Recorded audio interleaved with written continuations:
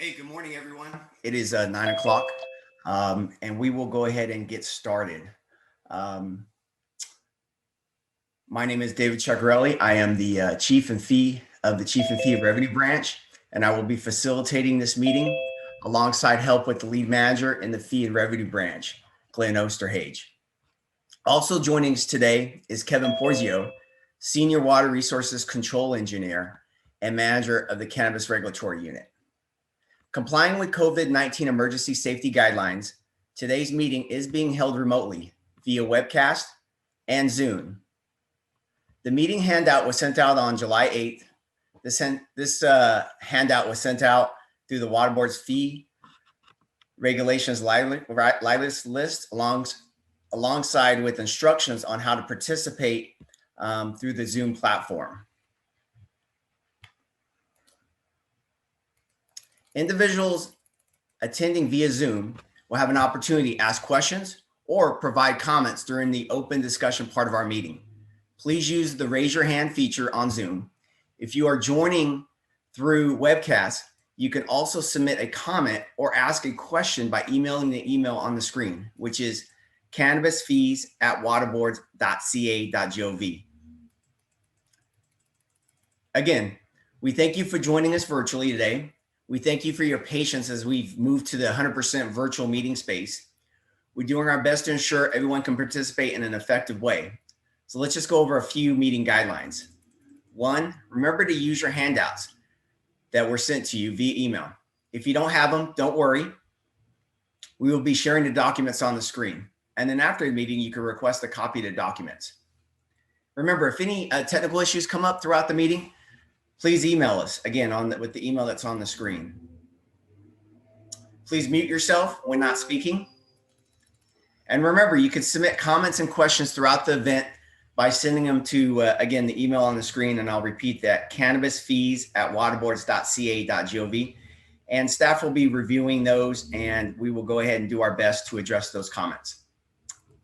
So at this point, next slide, please. So again, I want to just thank everyone for joining us on the Water Board's Cannabis Fee Stakeholder meeting. Just wanted to briefly go over a couple of the slides here on the agenda. Again, welcome. And number 2 here is we'll be going over the Water Board's Cannabis Cultivation Program. We'll be talking about the water quality revenue shortfalls in the program and impacts they've had on staffing. We'll be talking about some concepts. So we'll be talking about water quality for fiscal year 21-22 fee schedule proposals. We'll also be talking briefly about water rights cannabis fees. And then at the end, we'll have an open discussion, and then we'll be discussing next steps. Next slide, please.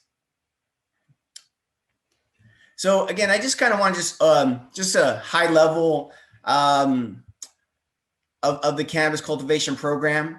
The state water board has legal obligation to respond to the damages caused by cannabis cultivation on public and private lands in California. The state water board cannabis cultivation program has 4 main components to address potential water quality and quantity issue related to cannabis cultivation.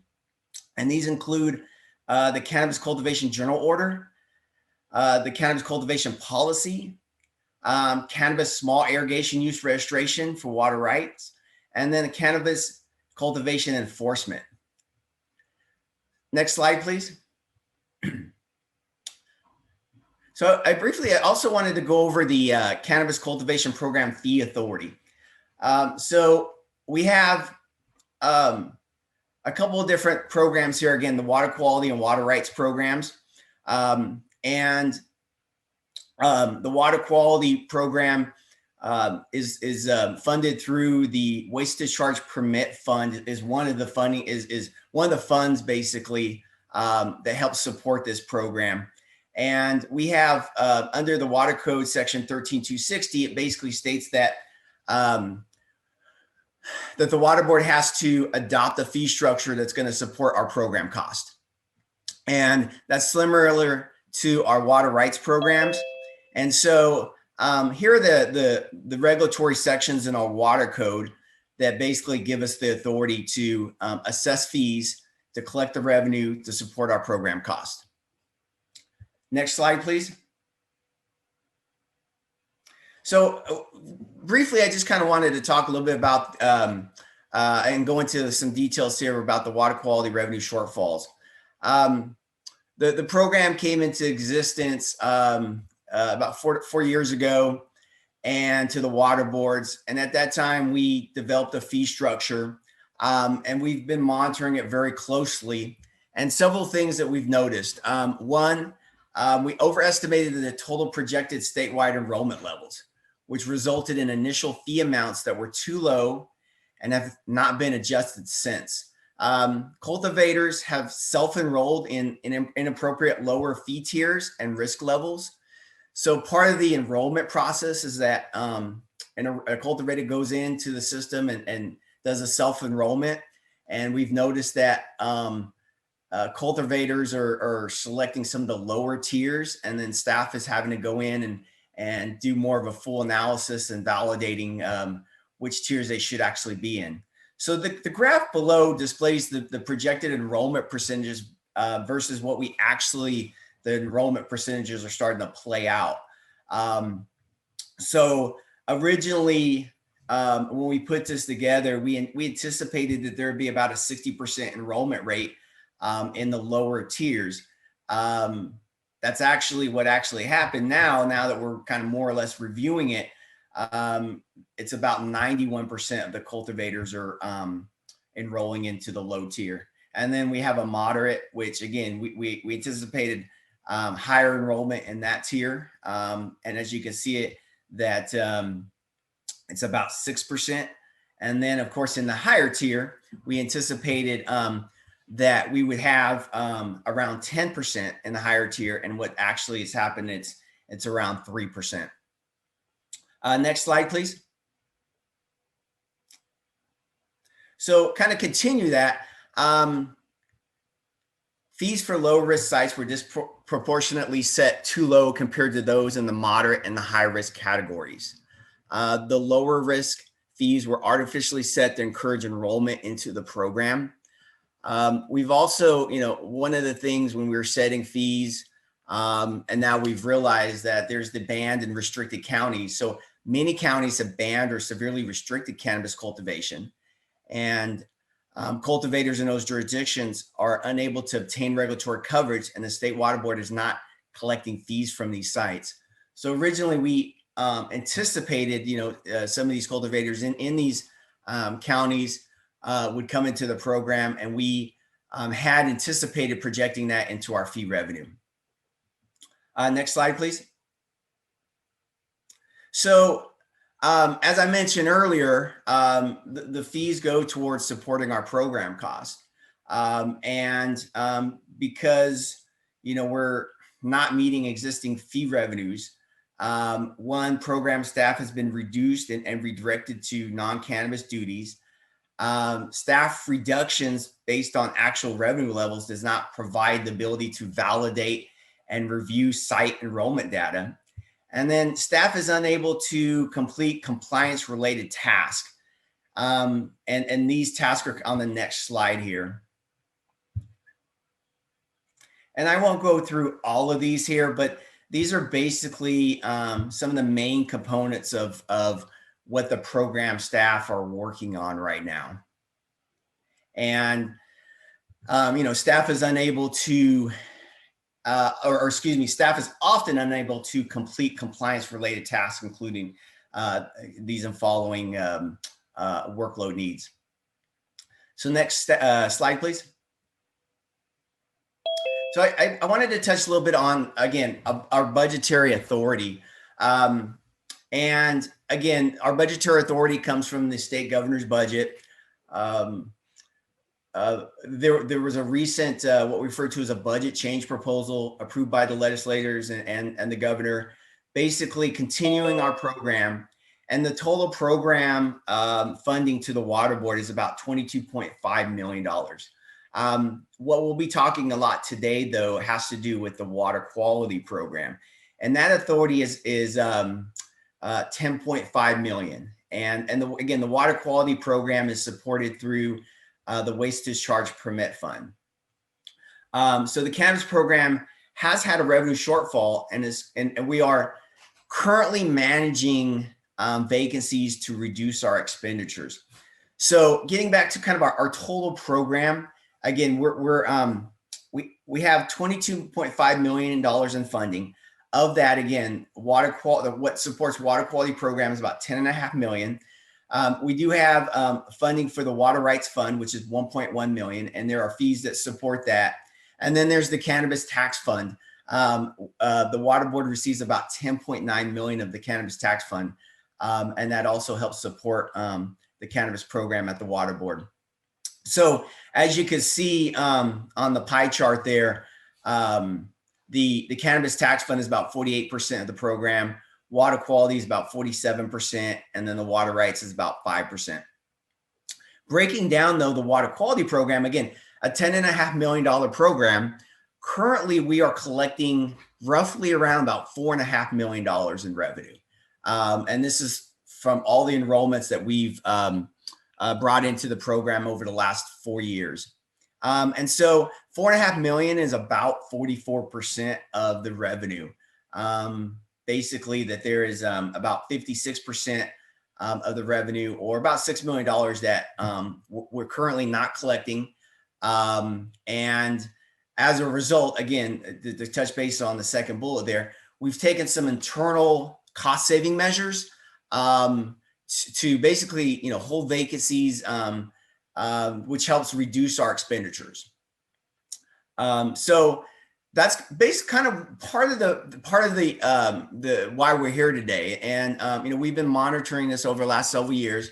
And so in order for us to to help bring some staff and hire some the staff that we're currently held vacant, we're looking at areas of where we can generate revenue, because our current fees aren't supporting the staff and some of their functions that they're doing right now. So next slide. So at this point, what I'm going to do is I'm going to pass it on to Glenn Osterhage. And Glenn's going to start touch basis on some of the concepts that we are looking at potentially proposing this year as part of our fee adoption process. And so I will pass it on to Glenn Osterhage at this point. Thank you, David. And as a way of introduction, as David introduced me, my name is Glenn Osterhage. I work in the Division of Administrative Services for the Water Boards as the branch manager for our fee and revenue side of the house. As David indicated, we are looking at what we're calling concepts for water quality fees. And concepts and proposals, the terms can be interchangeable here. We're not officially making any proposals. These are concepts that we want to have stakeholders look at, provide comments and feedback to us that we can build upon as we move forward. And we'll talk about the next steps later on in the meeting. But there are three primary components that we're looking to, I guess, essentially workshop with some concepts of adjusting or implementing new types of fees for the water quality program. The first one, and we'll get into the detail, is increasing existing Tier 1 and Tier 2 fees. These are for outdoor cultivation sites. We have 4 different options that we're going to present today. The second one is adding in a per acre surcharge on Tier 2 categories. Again, we have a couple of different options we're going to look to discuss as far as implementing that. And I'll get into more detail as to what that means for the surcharge. And then the third one is there are a number of conditional waivers. There's 2 different types we're looking at today. One is indoor, and the other one is small, conditionally exempt outdoor sites. Both of those are currently paying a application fee that covers about a 5-year period. Again, when I get into more detail about why we're going to look to implement an annual fee for conditional waivers as well. So those are the 3 categories I'll be going over here on the next set of slides. Next slide, please. So when looking at existing fees for Tier 1 and Tier 2, again, these are for the outdoor sites. These are ones that are currently paying an annual fee. We have 4 different options. Right now, staff does not have a recommendation. Again, we're just throwing these concepts out there for review and discussion. As we go through this, I would say we're probably leaning towards what will be option B, Baker, or option C, Charlie will be the two that we'll probably be looking at, but we are open for comments and suggestions on all of them. This first one, option A, we're calling targeted to low risk. As David indicated earlier, with the exceptionally higher number of enrollments into low tiers. Without going back to the other chart, we had estimated about 60% of enrollments would be low, and we're seeing just over 90%. There is more staff time and effort being used on low sites. So one proposal is to say that's where the staff workload is. Those are the sites that should have a fee increase. I forgot to mention that on all of these proposals, we're looking at an average 9% fee increase for existing enrollees on outdoor sites. So all of these options will add in about 9% additional revenue from this set of fee payers. And then this one, tier 1 low, it would equate about an 18% increase, and tier 2 low, 9%, whereas the other ones being moderate and high would not see any type of fee increase. Next slide, please. Option B, we're calling this weighted differently across the tiers.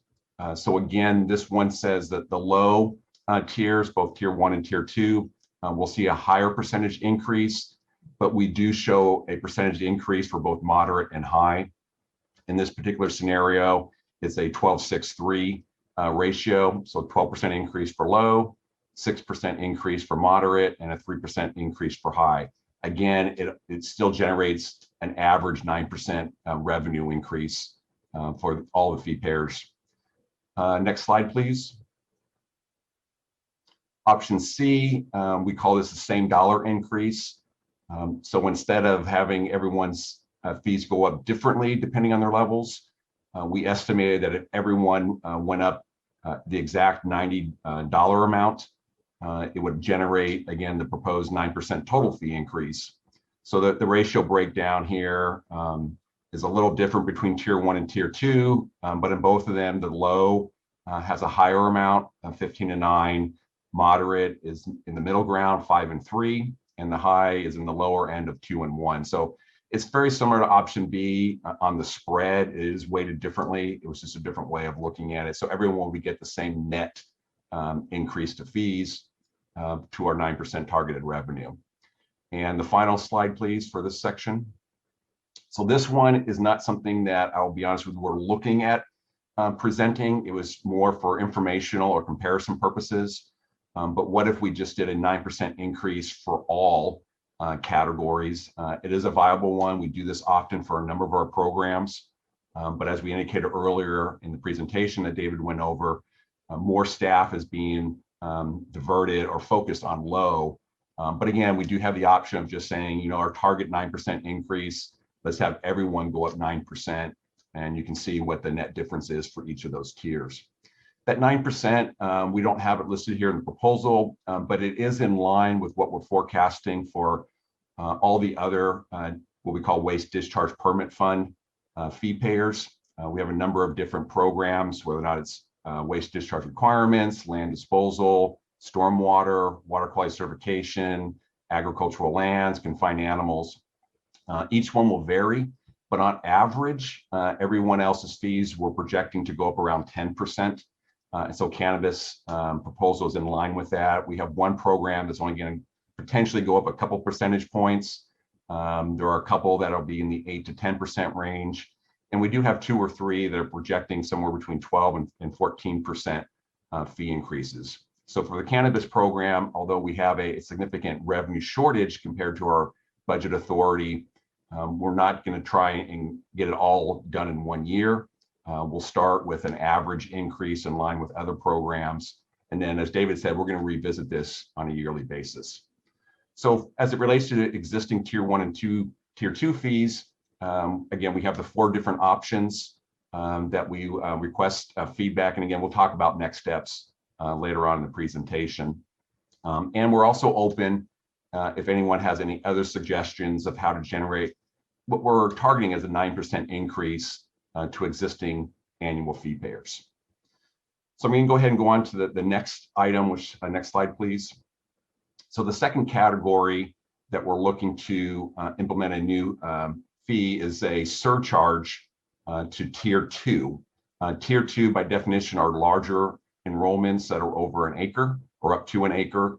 But we do have a number of sites that are exceedingly large in the number of acres, anywhere from obviously 1, 2, 3, and 4, and 5. But we do have a number that are 50, 100, 200, 300 acres.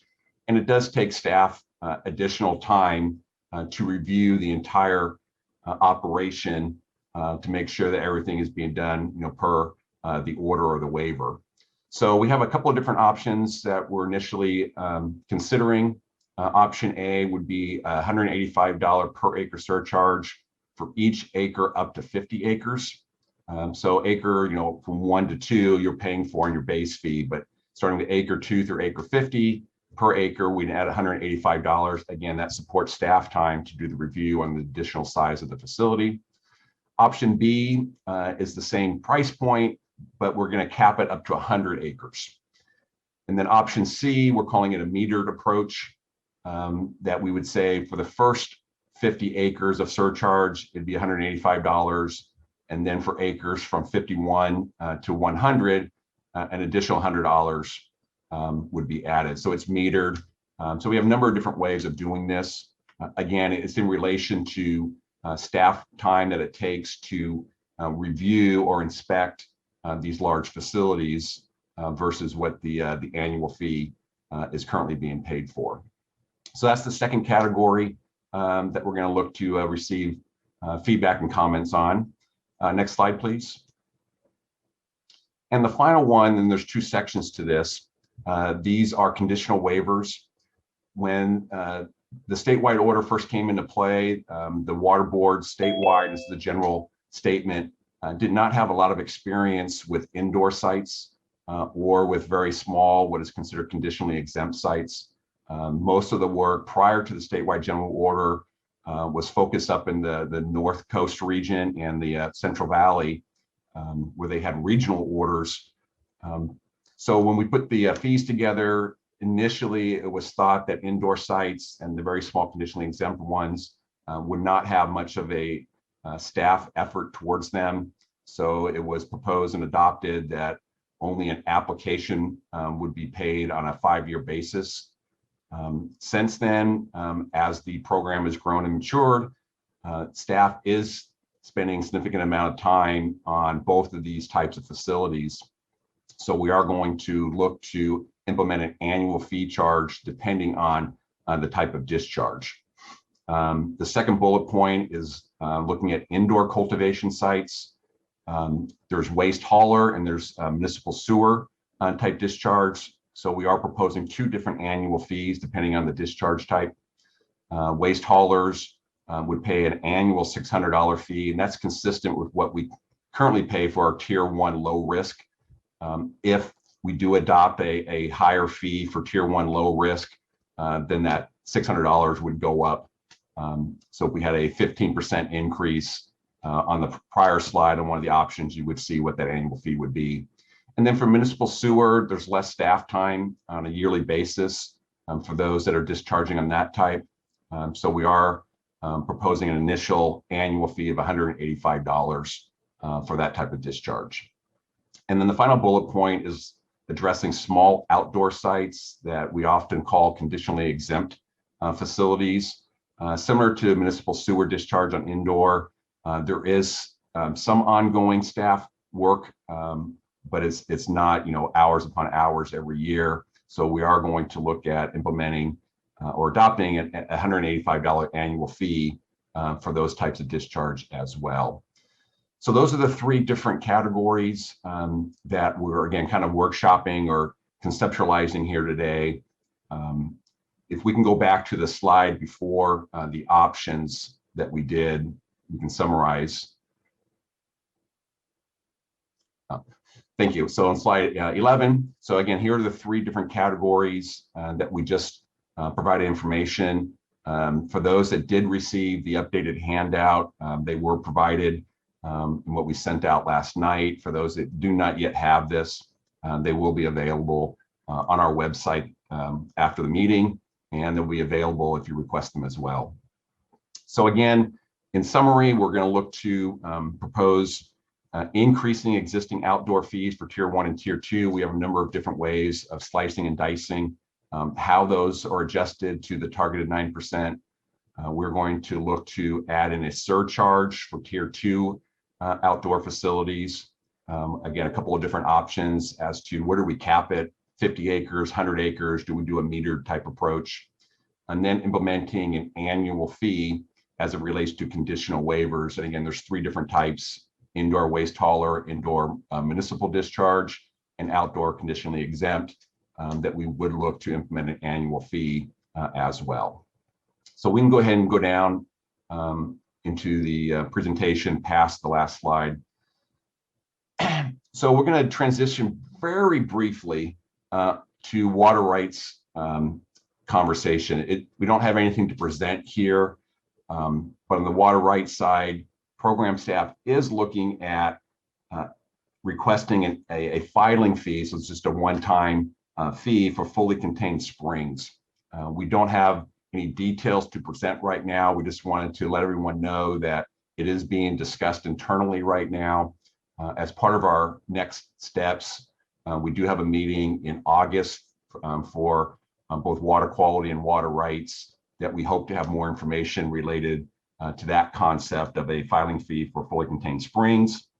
And also on water rights, the funding there it is not too far off on the expenditure and revenue. The water quality side, as we indicated on the WDPF, there is significant revenue shortage.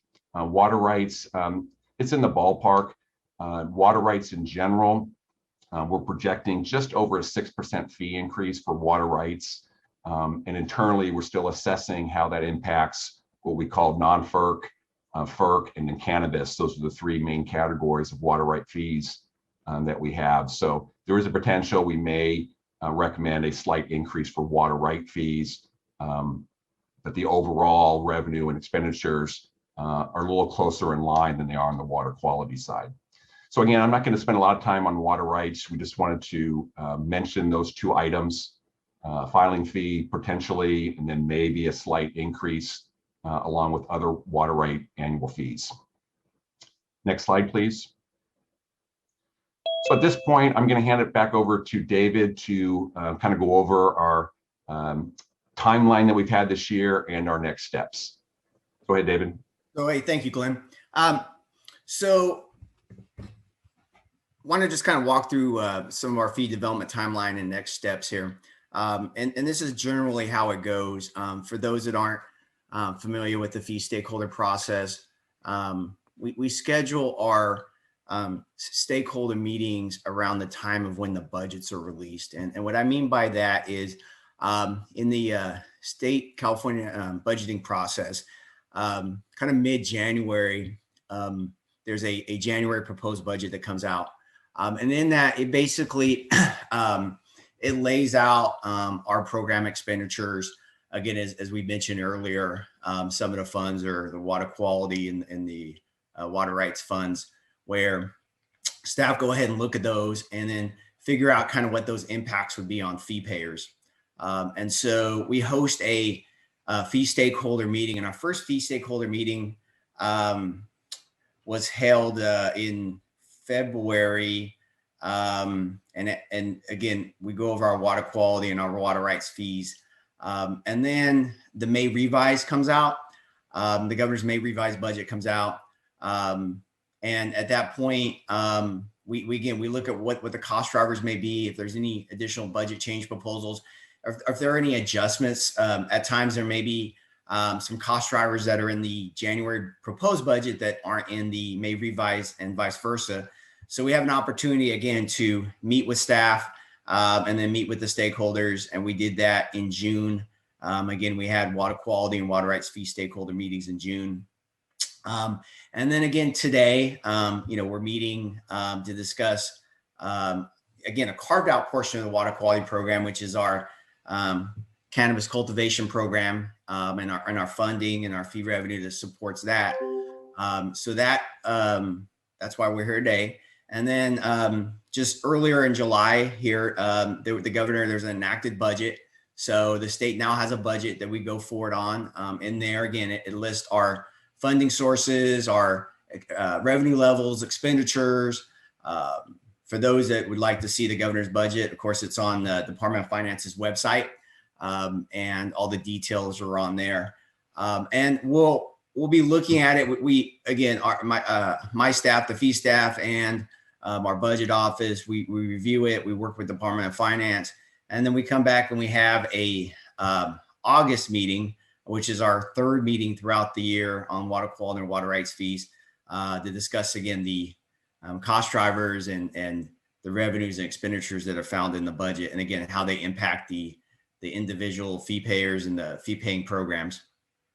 And so finally, on an annual basis, staff put together agenda items and resolutions proposing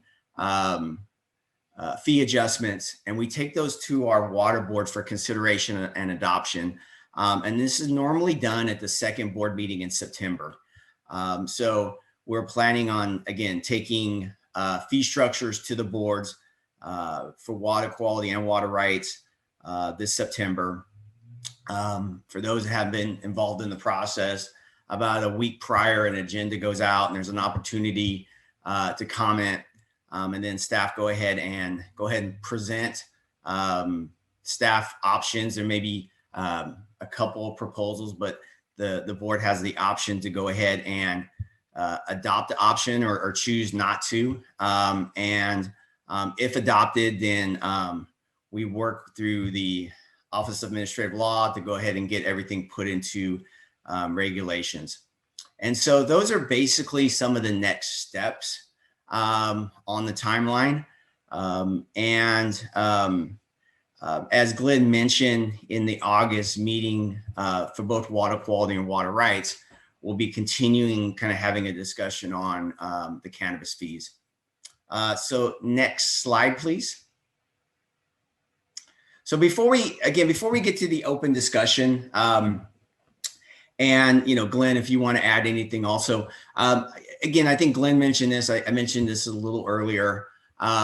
We have a shortfall of revenue compared to our authorized budgetary expenditures.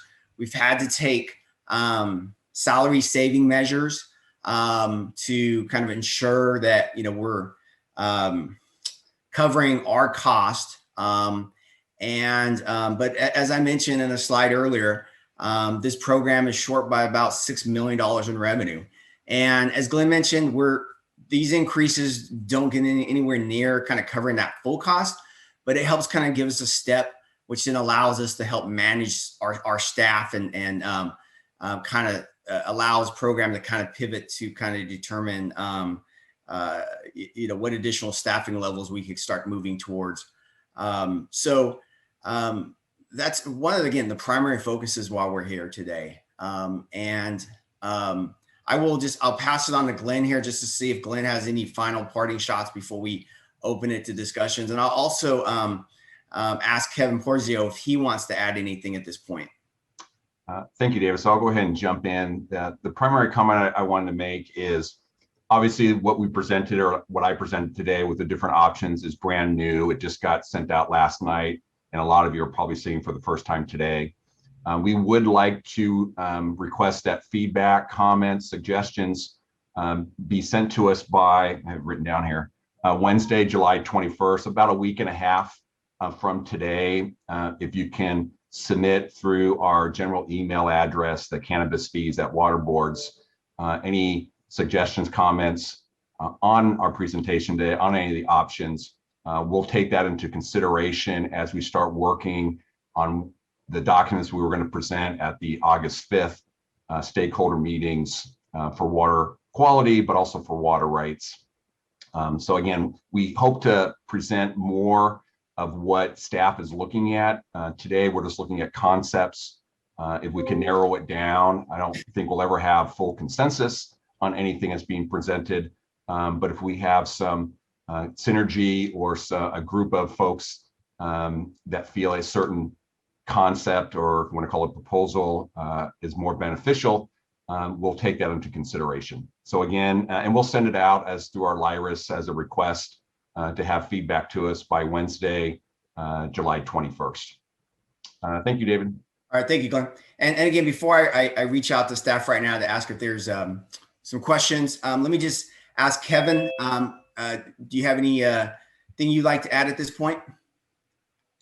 I have nothing to add at this point, David. I think you did a really good job covering kind of our responsibility and where we're at and what we're trying to accomplish. So I have nothing to add to that. Thank you. Thank you, Kevin. So for the fee staff that's kind of behind the scenes right now, do we have some emails or some questions or some Zoom participants? There are no questions through the email.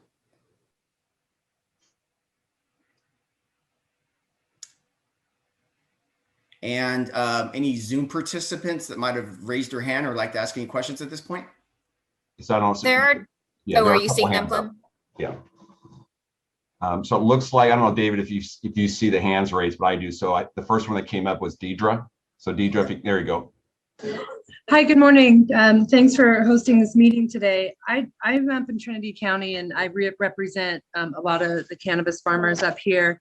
And my first thought on the proposal for the indoor is that, our licensees are limited to 500 square feet of indoor. It's really not substantial, and they're not on a municipal system. They're typically on septic. And with, the few that I have, their indoor operations produce almost no waste. Like they're super efficient with their water use. And so I would request that there might be some sort of mechanism worked in for like that smaller exempt status if they are, if it's not 20,000 square foot facility, like I said, we're 500. And so, I'm sure you're aware there's fees everywhere they look are increasing. So that's my request there to consider. So I have the note down. We'll talk with staff on potential size limitations for any type of annual fee, or I'm going to throw out a general term, not that we're proposing it, but a tiered structure. So we'll take that into consideration. Okay, thank you. Thank you. And I think next up is Lisa. Hi, yes, my name is Lisa Lai. I'm an executive member of the Hessel Farmers Grange in Sonoma County. We have about 70 to 80 members, and we represent the craft cannabis industry. So most of our farmers are in tier 1. It just seems like increasing tier 1 is punishing people who belong in tier 1, when really it's people who are cheating and saying they're tier 1 that you're after. So I would hope that people who are actually supposed to be in tier 1 aren't going to be swept up into that. Also, a lot of the counties have chosen not to create programs to allow people to enroll in your program. And again, that's punishing people who are doing the right thing by increasing fees when, other counties are not allowing people to participate. Maybe those counties need to be participating by paying into the program as well, because they do have people growing in their counties. They're just not allowing them to participate in the white market. In Sonoma County, our max level is 1 acre. We have most of our farmers are very small farmers, less than 10,000 square feet, and it is very difficult to survive. Our conditional use permit process costs up to $100,000 for very small farms, and increasing fees at all for us is incredibly difficult. We would request that you do concentrate on people who have very large farms. That you had said that there are people with up to 200 acres of cannabis. It seems that they're making plenty of profit to be able to participate in your program and add revenue to you without damaging the very small craft farmers that are on the brink of disappearing from the market altogether. Thank you. So thank you, Lisa. A couple of comments I'll have. First is, we're not showing, projected number of staff, as David indicated, that are held vacant due to lack of revenue. The 9% projected increase is only going to equate to a couple of different staff. It's the surcharge to tier 2, and you have to be over an acre to be in tier 2.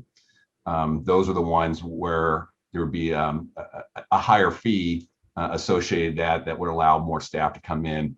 The whole discussion on the enforcement and the bad actors, the underground, that's an issue that's obviously high in the thought processes for all agencies, but there is an impact, that those that are doing the right thing, enrolling, being open, are in a way, paying for those that are not. So, there's always a request, I believe, to try to get cannabis tax fund or other funding sources to help with the enforcement side versus what would generally be called the maintenance of existing orders. So I don't know if someone on the program side specifically wanted to address that, or if we just want to take it offline, throw it into our discussions, and then bring it up in August or not. And one last thing I would just like to shout out what you just said, which is, I have a 500 square foot indoor campus farm and I have zero discharge. There are no drains on my beds. I use soil indoor. And, I had to say that I was water hauling. I have had a 5-gallon bucket with a lid and a notepad on top of it for 5 years sitting in the corner of my building, have not one time hauled water, sweep my floors, don't mop them. There's no discharge. So there was no category for me to choose that was an accurate category. Just a heads up about that. You might want to consider adding a category for people who do not discharge. And I'm also on septic. Okay. So that last comment was very much in line with what Deidre had. So we'll discuss that with program prior to our next meeting. Okay, it looks like Sarah, you're up next.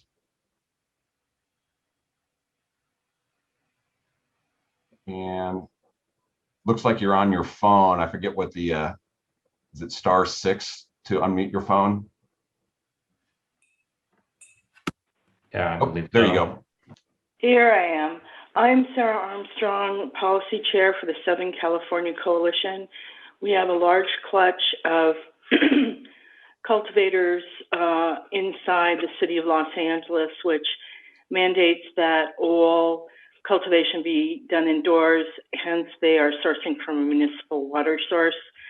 They have, because of drought conditions, developed very efficient use for waters. Our concern is that because they're sourcing from a municipal water source, they are already subject to discharge fees and different things. And of course, it costs them money, so they're very careful. And I'm hopeful that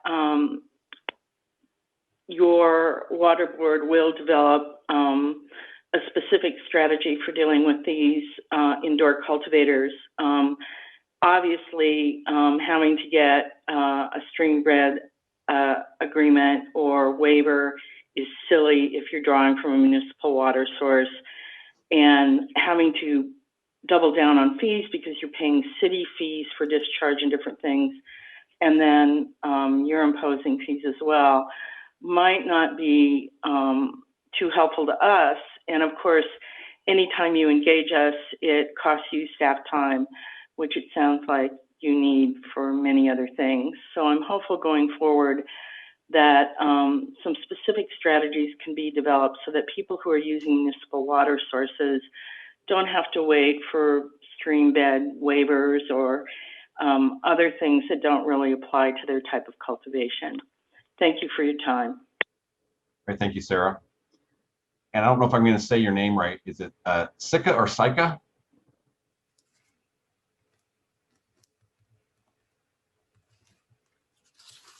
Hi, it's Sika. Sika. Yep. Hi, my name's Sika Roman. I represent myself, my family small cannabis farm, and also I'm an executive member of the Hessel Grange in Sonoma County. And I wanted to echo what I think Deirdre and Lisa said earlier, just as far as the indoor sites that are not making discharge and are very small. And also the tier 1 sites that are truly tier 1 and have taken good care of their property and repaired or just not had as much damage from, decades of past logging and things like that, misuse and mismanagement. Those people should not have their fees hiked. As other people have said, there are fees coming at us from every direction. and especially the small legacy farms that are really struggling just to stay licensed, get licensed. In Sonoma County, we're just having a crazy time here with the conditional use permits.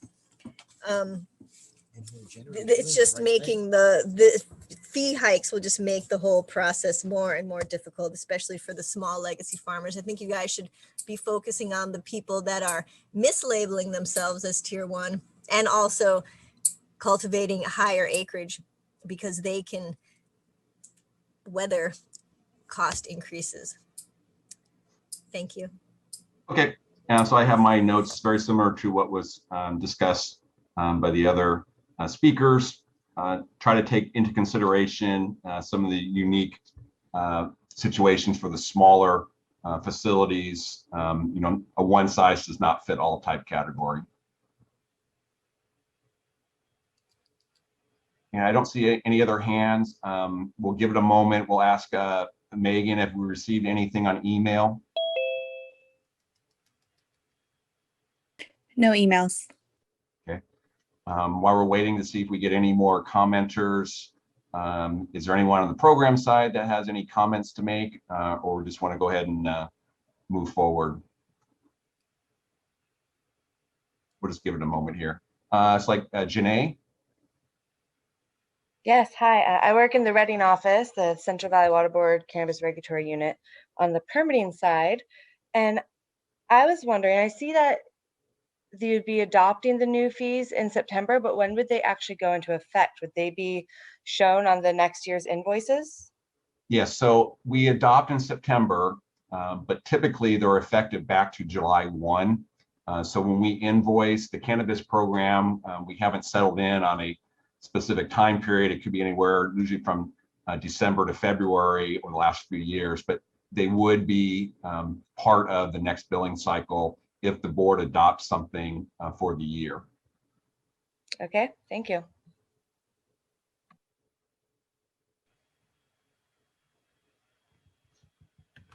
And we'll just get another moment. I forgot, I normally say for those on the webcast, there could be a delay depending on your internet speed or your connection. So sometimes we just kind of pause just to see if anyone has submitted something, but just because of the delay, it hasn't received in yet. So as we're waiting, David, any other comments you want to have before we're almost done with our meeting here, unless anybody else has any comments? No. So we have no more no email questions at this point. No emails at this point. Yeah. So as we're waiting, if we can go back to the slide that has the timeline. Yeah. So this might be a good one for people to look at as we're waiting to see if we get any final comments in here. As David indicated, with the adopted budget, it takes a little while for those numbers to come through our budget shop into our hands that we can identify the impacts.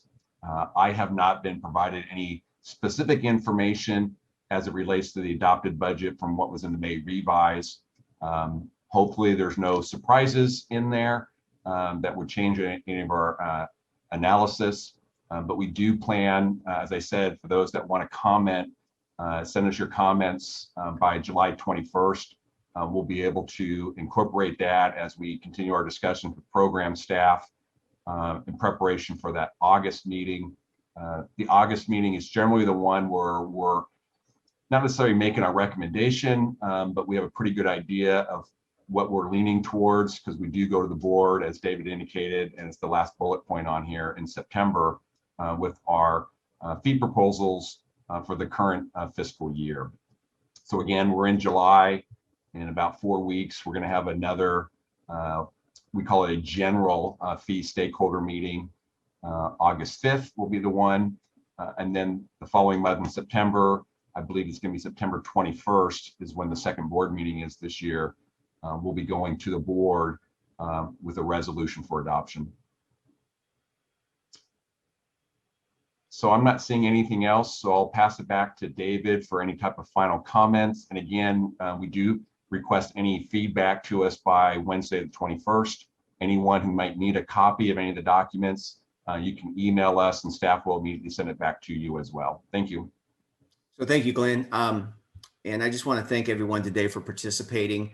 For those that may be, again, new to the stakeholder process, this is part of our process of just trying to get out, trying to be transparent, trying to discuss the issues, but also getting the stakeholder community engaged in the process and listen to your concerns. And so we appreciate that.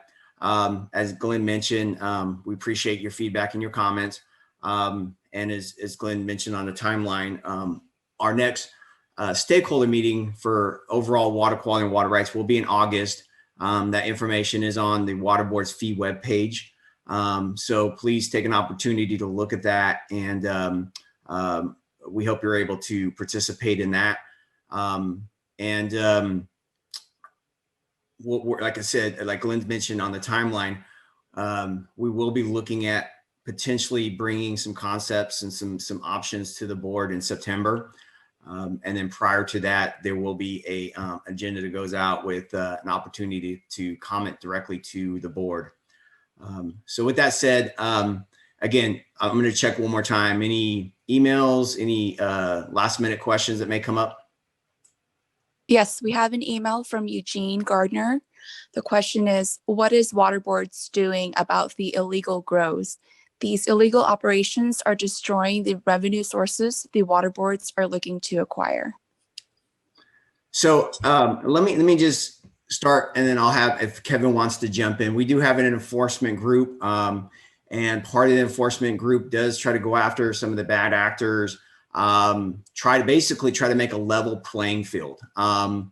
We do understand that, funding, there's been a shortfall of funding, and a lot of the enforcement actions are, the staffing levels are low, but for the most part, staff does go out, try to deal with the illegal grows, deal with the illegal, discharges.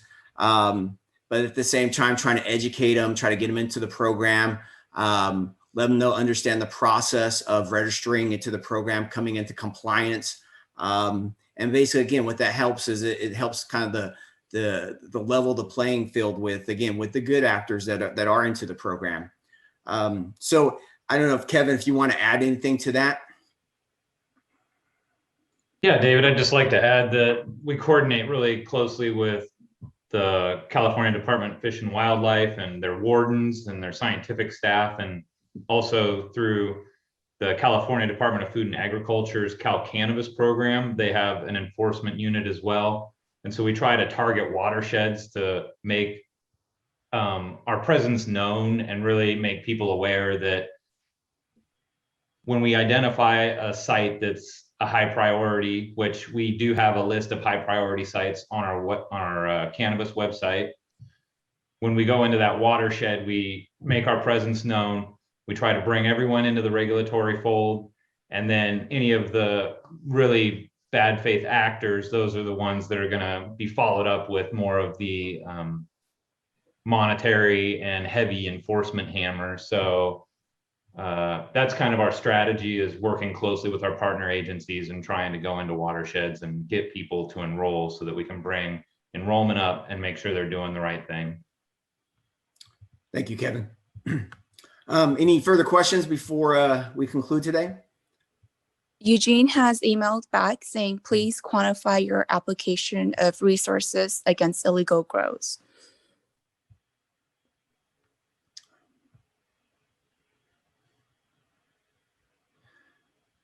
So if I understand the question, and we'll have to kind of go back and look at the numbers, I think the question is how many staff are actually working in the enforcement section. And I don't have that number in front of us. A lot of those enforcement staff are being funded through the Cannabis Tax Fund. But I'll have to go back and look through our budget to figure out the number of cannabis employees working in the enforcement office. And then since we have your email, we can go ahead and we can email that information.